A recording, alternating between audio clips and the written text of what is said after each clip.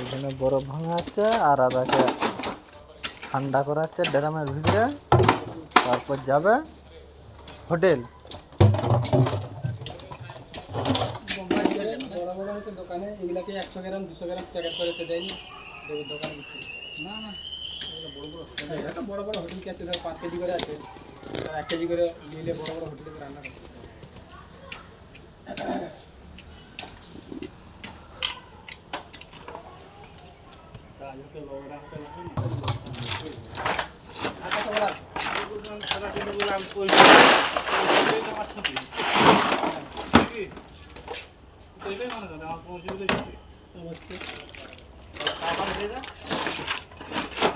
যাবে তাড়াতাড়ি চলে যাবে, ঘরে এসে ঘুমিয়ে যাবে।